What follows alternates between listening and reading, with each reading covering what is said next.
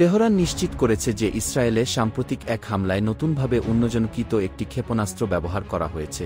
মঙ্গলবার ইরানের প্রতিরক্ষা মন্ত্রণালয়ের মুখপাত্র রেজা তালাইনিক এই ঘোষণা দিয়েছেন।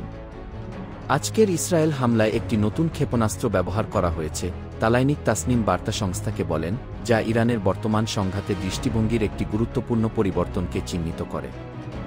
এর আগেই একই দিনে ইরানের স্থলবাহিনীর কমান্ডার কিজোমার্স হেইদারি প্রকাশ করেন যে ইরান ইসরায়েলের বিরুদ্ধে নতুনভাবে উন্নয়নকৃত অস্ত্রশস্ত্র ব্যবহার করে হামলা শুরু করেছে। নতুন ও উন্নত অস্ত্র ব্যবহার করে ব্যাপক ড্রোন হামলা শুরু হয়েছে এবং আগামী কয়েক ঘণ্টায় তা আরও তীব্র হবে, হেইদারির উদ্ধৃতি দিয়েছে ইরানের রাষ্ট্রীয় সম্প্রচার সংস্থা IRIB। তিনি জোর দিয়ে বলেন যে এই হামলাগুলো ইসরায়েলি আগ্রাসনের বিরুদ্ধে কৌশলগত প্রতিক্রিয়া হিসেবে পরিচালিত হচ্ছে। ইরানি সংবাদ মাধ্যম SNN-এর মতে, ইরানি হামলা ইতিমধ্যেই তেল আবিব শহরতলির গ্লিল্ড ঘাঁটির কাছে ইসরায়েলি সামরিক গোয়েন্দা শাখার রসদ কেন্দ্রকে আঘাত করেছে। এছাড়াও তাসনিম জানিয়েছে যে তেল আবিবের উত্তরে উপকূলীয় শহর হারজেলিয়ায় অবস্থিত একটি মোসাদ ইসরায়েলের গোয়েন্দা সংস্থা স্থাপনায় ক্ষেপণাস্ত্র হামলা চালানো হয়েছে।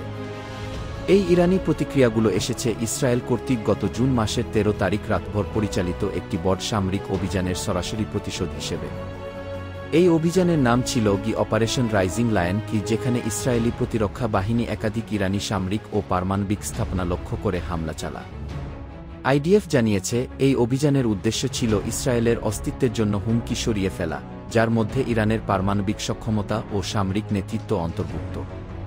প্রতিবেদন অনুযায়ী এই বিমান হামলায় ইরানের নাতাঞ্জ, ফর্দো এবং ইস্পাহানে অবস্থিত কৌশলগত পারমাণবিক স্থাপনাসমূহ এবং দেশের উত্তর পশ্চিমাঞ্চলের সামরিক লক্ষ্যবস্তুতে আঘাত হানা হয়।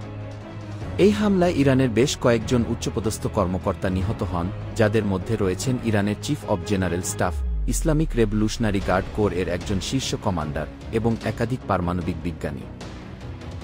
প্রতিশোধ হিসেবে ইরান অপারেশন ট্রু প্রমিস 3 নামে একটি সমন্বিত ক্ষেপণাস্ত্র হামলা পরিচালনা করে, যার লক্ষ্য ছিল ইসরায়েলের সামরিক স্থাপনা। ইসরায়েলি ও ইরানি উভয় গণমাধ্যমই নিশ্চিত করেছে যে এই সংঘাতে উভয় পক্ষেই উল্লেখযোগ্য সংখ্যক হতাহতের ঘটনা ঘটেছে, ডজনখানেক নিহত এবং শতাধিক আহত হয়েছে বলে জানা গেছে। রাশিয়া ইসরায়েলের এই সামরিক পদক্ষেপের নিন্দা জানিয়েছে এবং মস্কো IDF-এর এই হামলাকে সরাসরি অগ্রহণযোগ্য বলে অভিহিত করেছে।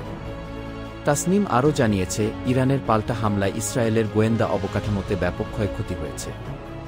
বিশেষভাবে ইরানি ক্ষেপণাস্ত্র মোসাদের অপারেশনস প্ল্যানিং সেন্টার তেল আবিবে আঘাত করেছে, যা তাসনিমের ভাষায় মোসাদ এবং আমান সামরিক গোয়েন্দা সংস্থার উল্লেখযোগ্য সংখ্যক উচ্চপদস্থ কর্মকর্তার মৃত্যু ঘটিয়েছে। ইসরায়েলের সম্ভবত সরকারিভাবে আরোপিত সেন্সরের কারণে দেশটির স্থানীয় গণমাধ্যম উচ্চপদস্থ গোয়েন্দা ও সামরিক কমান্ডারদের হতাহতের বিষয়ে বিস্তারিত তথ্য প্রকাশ থেকে বিরত রয়েছে। ইরানি সংবাদ সংস্থাগুলো আরও জানিয়েছে, হারজেলিয়ায় মোসাদের একটি ভবন সফলভাবে ইরানি ক্ষেপণাস্ত্রে ক্ষতিগ্রস্ত হয়েছে। এছাড়াও গ্লিল্ড এলাকায় ইসরায়েলি সামরিক গোয়েন্দা বিভাগের রসদ কেন্দ্রটি ইরানের রেভলিউশনারি গার্ড কোরের ক্ষেপণাস্ত্র হামলার পর আগুনে জ্বলছে বলে জানানো হয়েছে। এই পাল্টাপাল্টি হামলাগুলো ইরান ও ইসরায়েলের মধ্যে গত কয়েক বছরের মধ্যে সবচেয়ে গুরুতর সরাসরি সংঘর্ষ নির্দেশ করে, যেখানে উভয় পক্ষই একে অপরের কৌশলগত সামরিক ও গোয়েন্দা অবকাঠামোতে প্রাণঘাতী আঘাত হানছে। উত্তেজনা ক্রমেই বৃদ্ধি পাচ্ছে এবং গোটা অঞ্চলটি এখন একটি বিস্তৃত যুদ্ধের প্রান্তে দাঁড়িয়ে, যেখানে বিশ্বশক্তিগুলো উদ্বেগের সঙ্গে পরিস্থিতি পর্যবেক্ষণ করছে।